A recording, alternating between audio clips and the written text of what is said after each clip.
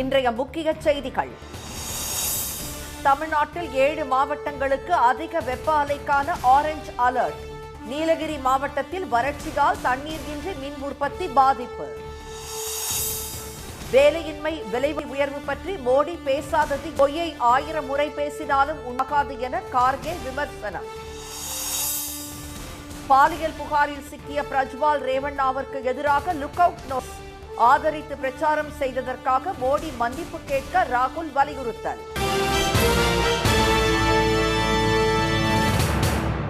வணக்கம். தமிழ்நாட்டில் வரலாறு காணாத வகையில் வெப்பம் அதிகரித்து வரும் நிலையில் 7 மாவட்டங்களுக்கு அதிக வெப்ப அலைக்கான ஆரஞ்சு எச்சரிக்கை விடுக்கப்பட்டுள்ளது. அக்னி நட்சத்திரம் நாளை மறுநாள் தொடங்க உள்ள நிலையில் அதற்கு முன்பே நாடு முழுவதும் கடந்த 1 மாதமாக கடும் வெப்பம் நிலவி வருகிறது. இதனால் பகல் நேரங்களில் பொதுவெளியில் நடமாட அஞ்சி மக்கள் வீடுகளுக்குள்ளேயே முடங்கி கிடக்கின்றனர்.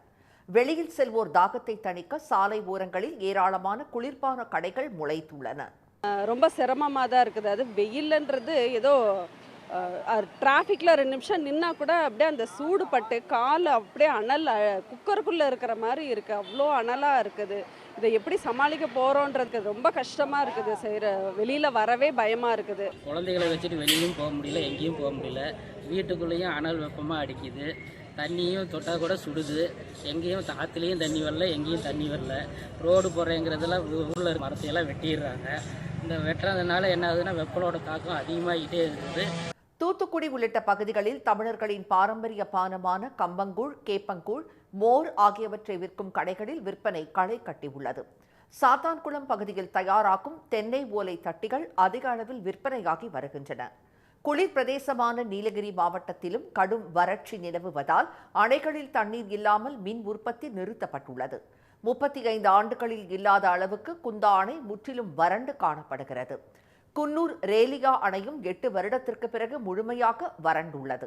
இந்நிலையில் சென்னை வானிலை மையம் விடுத்துள்ள அறிக்கையில் கிருஷ்ணகிரி, தருமபுரி, கரூர், கள்ளக்குறிச்சி, நாமக்கல், ஈரோடு, பெரம்பலூர் மாவட்டங்களுக்கு அதிக வெப்ப அலைக்கான ஆரஞ்சு எச்சரிக்கை விடுக்கப்பட்டுள்ளது.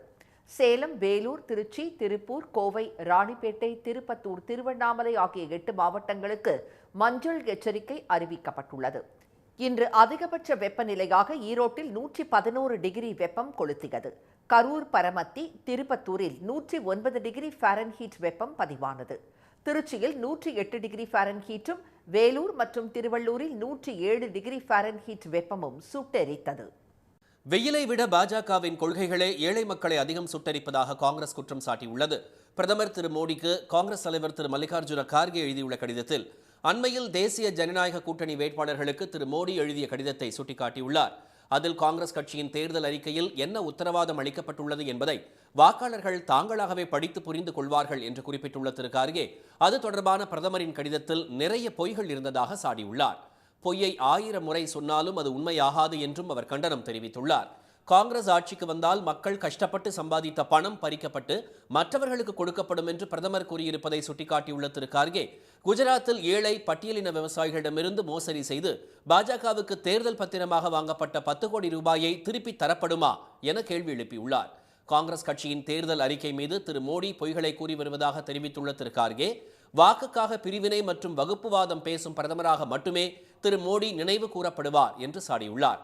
SC, ST மற்றும் OBC இடஒதுக்கீட்டை காங்கிரஸ் கட்சி பறித்துவிடும் என பேசி வரும் மோடிக்கு பதிலளித்துள்ள திரு கார்கே, நாடு சுதந்திரம் அடைந்தது முதல் இடஒதுக்கீட்டுக்கு எதிராக செயல்படுவது RSSம் பாஜகவும் தான் என்பதை மக்கள் அறிவார்கள் என தெரிவித்துள்ளார்.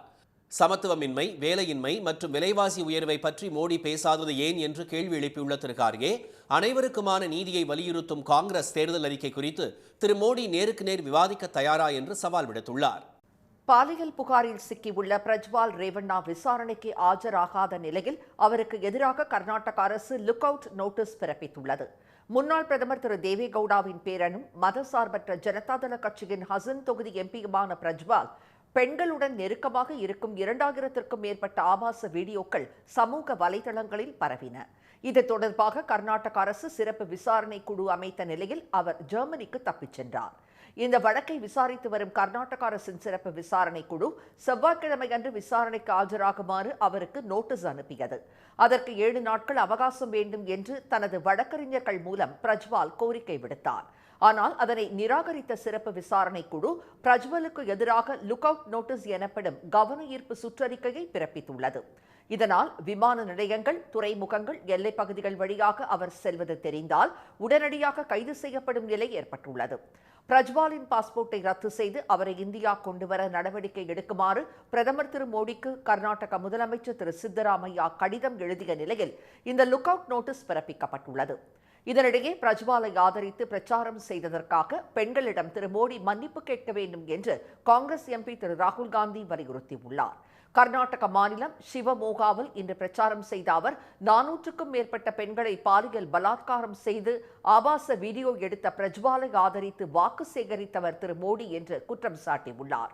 ये जो यहाँ पे जो रवन्ना केस है ना, जिसको पीएम ने एंडोर्स किया है, जिसने मैस रेप किया है, 400 महिलाओं का मैस रेप किया है, उसका जवाब और उसकी माफी प्रधानमंत्री मांगे. பிரஜ்வால் ரேவண்ணா பாலியல் புகார் குறித்து ஒவ்வொரு பாஜக தலைவருக்கும் தெரியும் என்று திரு ராகுல் காந்தி கூறினார். இருந்தும் பிரஜ்வாலை ஆதரித்ததுடன் மதசார்பற்ற ஜனதா தளத்துடன் பாஜக தலைவர்கள் கூட்டணி வைத்ததாக அவர் குற்றம் சாட்டினார். எங்கும் எதிலும் கேன் வாட்டர் என்ற வழக்கம் அதிகரித்து வரும் நிலையில் அவற்றை வாங்கும் போது கவனிக்க வேண்டிய முக்கியமான விஷயங்கள் பற்றி பொதுமக்கள் தெரிந்து வைத்திருப்பது அவசியம். அது மட்டுமின்றி புற்றீசல் போல முளைத்து வரும் கேன் வாட்டர் நிறுவனங்களால் ஏற்படும் உடல்நல பாதிப்புகள் குறித்தும் எச்சரிக்கிறது இன்றைய செய்தி தொகுப்பு.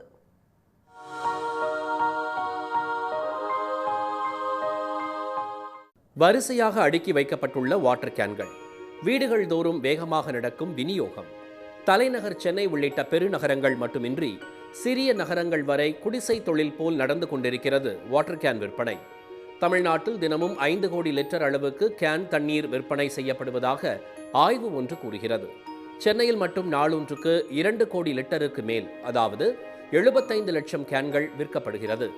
ஆறுகள் வறண்டு நிலத்தடி நீர்மட்டம் குறைந்து போதிய நீர் கிடைக்காததால் ஏற்பட்ட தட்டுப்பாடு ஒருபுறம் என்றால், மாசு கலக்காத தண்ணீருக்கான தேடல் மற்றொரு புறம் மக்களை அச்சுறுத்தி கேன் வாட்டர் தண்ணீருக்கு பழக்கப்படுத்தி உள்ளது. கார்ப்பரேஷன் தண்ணியை நம்ம நிறையா யூஸ் பண்ணுறதில்ல. கேன் வாட்டர் யூஸ் பண்ணி பழகிட்டோம். அந்த டேஸ்ட்டு விட்டு வர முடியலை. கேன் வாட்டர் தான் ரொம்ப வருஷமாக யூஸ் பண்ணிகிட்ருக்கோம். 10 வருஷமாக தான் குடிச்சிட்ருக்கோம். இப்போதைக்கு மாதம் ஒரு 1000-1200 ரூபாய் வரும் இது வாங்கினா. ஊருக்கு ஊர் கேன் வாட்டர் நிறுவனங்கள் புற்றீசல் போல் முளைத்து வரும் நிலையில் அவை வழங்கும் தண்ணீரின் தரம் கேள்விக்குறியாகவே உள்ளது. கேன்களில் அடைத்து விற்பனை செய்யப்படும் தண்ணீர் ரிவர்ஸ் ஆஸ்மாசிஸ், யூவி ட்ரீட்மெண்ட் உள்ளிட்ட 5 வகை சுத்திகரிப்பு முறைகளுக்கு உட்படுத்தப்பட வேண்டும் என்ற விதிமுறை பெரும்பாலும் சில மோசடி நிறுவனங்களால் கடைபிடிக்கப்படுவதில்லை. குடிநீருக்கு தேவையான தாது உப்புகளின் சதவிகிதமும் குறைவாகவே இருப்பது பல சோதனைகளில் தெரிய வந்திருக்கிறது. யார் வேண்டுமானாலும் எந்த தண்ணீரை வேண்டுமானாலும் விற்கலாம் என்று மாறிவரும் ஆபத்தான சூழ்நிலையால் தாது பொருட்கள் குறைந்து வயிற்றுப்போக்கு, இதய நோய், சிறுநீரக பாதிப்பு தாக்கும் விபரீத நிலை உருவாகி வருவதாக மருத்துவர்கள் எச்சரிக்கின்றனர்.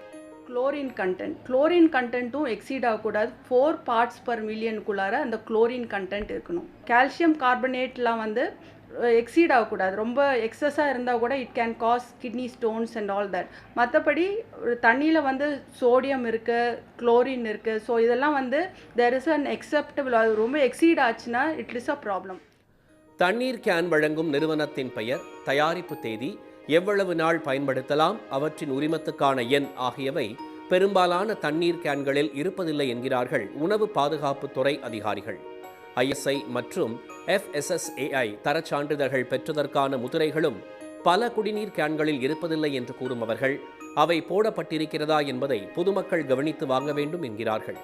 மேலும் மறுசுழற்சி செய்யப்படும் போது பல கேன்கள் சரியாக சுத்தம் செய்யப்படாமல் போகும் நிலையில் TDS எனப்படும் தாது பொருட்களின் அளவு 100 என்ற அளவுக்கு கீழே சென்று விடுவதால் கேன் வாட்டர் தண்ணீரால் பலன் கிடைப்பதில்லை. அதற்கு பதில் 350 முதல் 400 TTS அளவு உள்ள மெட்ரோ நீரையே கொதிக்க வைத்து குடிக்கலாம் என்பது அவர்களின் ஆலோசனை. இந்த கேன் சீத்ரூவாக இருக்கணும். பெரிய கேன் 20 லிட்டர் கேன் இருக்குன்னு வச்சுக்கலாம். நம்ம வீட்டுக்கு வருது கொண்டு போகிறாங்கன்னா அழுக்கு பிடிச்ச கேன் இருந்தால் தயவு செய்து வாங்காதீங்க. அவங்கள எடுத்துகிட்டு போக சொல்லிவிட்டு பியூரஸ்ட் கேனாக கொண்டு வந்து கொடுக்க சொல்லுங்கள். கேன் வந்து நல்லா கவர் பண்ணியிருக்கணும். அவங்க வந்து பேக் பண்ணதுக்கப்புறம் அந்த கீழே சாய்க்கிறப்போ எந்த விதத்துலையுமே பார்த்தோன்னா அந்த லீக்கேஜ் இருக்கக்கூடாது. அந்த கேன் மூடியில் வந்து டேட் ஆஃப் பேக்கிங் போடுவாங்க.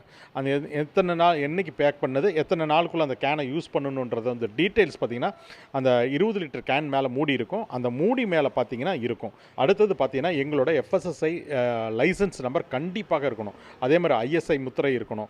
ஈவன் தான் நான் என்ன சொல்லுவேன்னா, அந்த மாதிரி தாராளமாக குடிக்கக்கூடிய தண்ணியை கூட வீட்டில் சூடு பண்ணி கொதிக்க வச்சு ஆற வச்சு அதுக்கப்புறம் கூட நம்ம யூஸ் பண்ணுறது இன்னும் ரொம்ப ரொம்ப நல்லது. தண்ணீர் பற்றாக்குறை அதிகரித்து வரும் இன்றைய சூழ்நிலையில் உடல்நலம் பற்றிய விழிப்புணர்வின்றி தண்ணீர் கிடைத்தால் போதும் என்ற மனநிலையில் பலர் வாட்டர் கேன் அபாயத்தை உணராமல் உள்ளனர். முறையாக 5 ஃபில்டர்களை பயன்படுத்தி 20 லிட்டர் கேன் தண்ணீரை தயார் செய்வதற்கு குறைந்தபட்சம் 80 ரூபாய் வரை செலவாகும் என்று கூறும் நிபுணர்கள், ஆனால் வெறும் 30 முதல் 40 ரூபாய்க்கே ஒரு கேன் தண்ணீரை எப்படி விற்க முடிகிறது என யாருமே யோசிப்பதில்லை என்கிறார்கள். மெட்ரோ வாட்டரை குறை கூறிக்கொண்டு காசு கொடுத்து நோயை வாங்காமல் விழிப்புடன் இருக்க வேண்டும் என்று எச்சரிக்கும் சுற்றுச்சூழல் நிபுணர்கள், உணவு பாதுகாப்புத்துறை அதிகாரிகளும் வாட்டர் கேன் நிறுவனங்களில் அடிக்கடி அதிரடி சோதனை நடத்தி தரமான குடிநீரை வழங்க உறுதியான நடவடிக்கைகளை எடுக்க வேண்டும் என்று வலியுறுத்துகிறார்கள். இனி வருவது செய்தி துளிகள். ஒடிசா மாநில சட்டப்பேரவை தேர்தலில் 2 தொகுதிகளில் போட்டியிடும் அம்மாநில முதலமைச்சரும் பிஜு ஜனதா தளம் கட்சியின் தலைவருமான திரு நவீன் பட்நாயக் கட்டாபஞ்சி தொகுதியில் இன்று வேட்புமனு தாக்கல் செய்தார். 2 தொகுதிகளில் போட்டியிடும் அவர் 6வது முறையாக கஞ்சம் மாவட்டம் ஹிஜ்லியில் நேற்று முன்தினம் மனு தாக்கல் செய்தார். 147 தொகுதிகளை கொண்ட ஒடிசா சட்டப்பேரவைக்கு 4 கட்டங்களாக இந்த மாதம் 13, 20, 25 மற்றும் அடுத்த மாதம் 1ஆம் தேதிகளில் தேர்தல் நடைபெறுகிறது. 2ஆம் உலகப் போரின் போது சயாம் பர்மா ரயில் பாதை கட்டுமான பணியில் உயிர் நீத்த பல்லாயிரக்கணக்கான தமிழ் சொந்தங்களின் நினைவை போற்றும் வகையில் தாய்லாந்து தமிழ் சங்கம் மற்றும் மலேசிய தமிழர்கள் நடத்திய நடுக்கல் விழாவுக்கு தமிழக அரசு 10 லட்சம் ரூபாய் நிதி வழங்கியுள்ளது. அவர்கள் நினைவை வரலாற்றில் பதிய வைக்கும் முயற்சிக்கு உதவியிருப்பதாக தெரிவித்துள்ள முதலமைச்சர் திரு மு க ஸ்டாலின், விழாவில் தமிழ்நாடு அரசின் சார்பில் அமைச்சர் திரு SS Sivasankar, MM Abdullah MP ஆகியோர் பங்கேற்று மரியாதை செலுத்தியதாக கூறியுள்ளார். ராஜபாளையம் நகரில் போக்குவரத்து நெரிசலை குறைக்கும் வகையில் சங்கரன் கோவில் தென்காசி சாலை இணைப்பு சாலை திட்டத்தை தாமதமின்றி செயல்படுத்த உயர்நீதிமன்ற மதுரை கிளை உத்தரவிட்டுள்ளது. இத்திட்டம் நீர்நிலையை ஒட்டி செல்வதாகவும் சுற்றுச்சூழல் அனுமதி பெறாமல் அவசரமாக செயல்படுத்தப்படுவதாகவும் தொடரப்பட்ட மனுக்களை தள்ளுபடி செய்த உயர்நீதிமன்றம் இந்த திட்டத்தை செயல்படுத்த தாமதிப்பது பொதுமக்களின் நலனுக்கு பாதகமாக அமைவதுடன் திட்டச் செலவையும் அதிகரிக்கும் என்று கூறியுள்ளது. கேரளாவில் பறவை காய்ச்சல் நோய் பரவி வருவதன் எதிரொலியாக அம்மாநில எல்லையை ஒட்டிய தேனி மாவட்டத்தில் உள்ள கோழிப்பண்ணைகளில் கால்நடை பராமரிப்பு துறையினர் ஆய்வு மேற்கொண்டனர். அங்கு மேற்கொள்ளப்பட்டுள்ள பயோசெக்யூரிட்டி முறைகள், வெளிநபர்கள் மற்றும் வாகனங்களுக்கு அனுமதி மறுத்தல், பண்ணை வளாகத்தில் ப்ளீச்சிங் பவுடர் மற்றும் கிருமி நாசினி மருந்துகள் தெளித்தல், இறந்த கோழிகளை உரிய வழிகாட்டு நெறிமுறைகளின்படி அப்புறப்படுத்துதல் ஆகியவை குறித்து அவர்கள் ஆய்வு நடத்தினர். தமிழக கர்நாடக எல்லைப் பகுதியான பிலிகுண்டுலுவில் நீர்வரத்து குறைந்திருப்பதால் ஒகேனக்கல் அருவி தண்ணீர் இல்லாமல் வறண்ட பாறைகளாக காட்சியளிக்கிறது. சினி ஃபால்ஸ், மெயின் அருவி உள்ளிட்ட அருவிகளில் தண்ணீர் கொட்டிச் செல்லும் வேகமும் குறைந்துள்ளது. காவிரியில் நீர்வரத்து படிப்படியாக குறைந்து தொடர்ந்து 3வது நாளாக வினாடிக்கு 200 கனஅடியாக உள்ளது. வாட்டும் வெயிலில் இருந்து தப்பிக்க மழை பெய்ய வேண்டி சேலத்தில் 100க்கும் மேற்பட்ட இஸ்லாமியர்கள் தங்கள் சட்டையை திருப்பி அணிந்து சிறப்பு தொழுகை நடத்தினர். சேலம் கோட்டை பகுதியில் திறந்த வெளியில் நடைபெற்ற இந்த மழை தொழுகையில் 100க்கும் மேற்பட்ட இஸ்லாமியர்கள் கலந்து கொண்டனர். கோவை வெள்ளையங்கிரி மலை அடிவாரத்தில் தண்ணீர் கிடைக்காததால் பொதுமக்கள் பயன்படுத்தி வீசிய தண்ணீர் பாட்டிலில் மிச்சமிருந்த கடைசி சொட்டு நீரை எடுத்துக் குடிக்கும் குரங்குகளின் வீடியோ காட்சிகள் பொதுமக்களை நிகழ வைத்துள்ளது. பூண்டி வெள்ளையங்கிரி அடிவாரத்தில் உள்ள குரங்குகளுக்கு தேவையான தண்ணீரை தற்காலிக தொட்டிகள் மூலம் வழங்க வேண்டும் என கோரிக்கை எழுந்துள்ளது. திண்டிவனம் வேளாண் ஒழுங்குமுறை விற்பனை கூடத்தில் மணிலா உளுந்து உள்ளிட்ட பயிர்களுக்கு உரிய விலை கிடைக்காததால் திண்டிவனம் செஞ்சி சாலையில் விவசாயிகள் மறியலில் ஈடுபட்டனர். விற்பனைக்கு அனுப்பியும் உரிய விலை தராமல் பல நாட்கள் காத்திருக்க வைப்பதாக கூறி போராட்டத்தில் ஈடுபட்டதால் அப்பகுதியில் போக்குவரத்து பாதிக்கப்பட்டது. அப்போது அந்த வழியாக வந்த ஆம்புலன்ஸ் வாகனத்திற்கு வழிவிட்டு அவர்கள் மறியல் போராட்டத்தை தொடர்ந்தனர். பின்னர் அதிகாரிகள் பேச்சுவார்த்தை நடத்தியதைத் தொடர்ந்து அவர்கள் போராட்டத்தை கைவிட்டனர். இன்றைய வர்த்தக முடிவில் மும்பை பங்குச்சந்தை குறியீட்டு எண் சென்செக்ஸ் 128 புள்ளிகள் அதிகரித்து 74,611 புள்ளிகளாக இருந்தது. தேசிய பங்குச்சந்தை குறியீட்டு எண் நிப்டி 43 புள்ளிகள் அதிகரித்து 22,648 இருந்தது. சென்னையில் இன்று ஆபரண தங்கத்தின் விலை சவரனுக்கு 640 ரூபாய் அதிகரித்து 53,720 ரூபாய்க்கு விற்பனையாகிறது. 1 கிராம் 6,635 ரூபாயாக உள்ளது. வெள்ளி விலை கிராமுக்கு 50 காசுகள் அதிகரித்து 1 கிராம் 87 ரூபாயாக உள்ளது. மீண்டும் இன்றைய முக்கிய செய்திகள். தமிழ்நாட்டில் வரலாறு காணாத வகையில் வெப்பம் அதிகரித்து வரும் நிலையில் 7 மாவட்டங்களுக்கு அதிக வெப்ப அலைக்கான ஆரஞ்சு எச்சரிக்கை விடுக்கப்பட்டுள்ளது. வெயிலை விட பாஜகவின் கொள்கைகளே ஏழை மக்களை அதிகம் சுட்டரிப்பதாக காங்கிரஸ் தலைவர் கார்கே பிரதமருக்கு கடிதம் எழுதியுள்ளார். பாலியல் புகாரில் சிக்கியுள்ள பிரஜ்வல் ரேவண்ணா விசாரணைக்கு ஆஜராகாத நிலையில் அவருக்கு எதிராக கர்நாடக அரசு லுக் அவுட் நோட்டீஸ் பிறப்பித்துள்ளது. இத்துடன் இந்த செய்திகள் நிறைவடைந்தன. மீண்டும் சன் டிவியில் செய்திகள் நாளை காலை 7:30 மணிக்கு. செய்திகளை உடனுக்குடன் தெரிந்து கொள்ள சன் நியூஸ் தொலைக்காட்சியை பாருங்கள். வணக்கம். வணக்கம். உடனுக்குடன் செய்திகளை தெரிந்து கொள்ள சன் நியூஸ் பெல் ஐகானை கிளிக் பண்ணுங்க.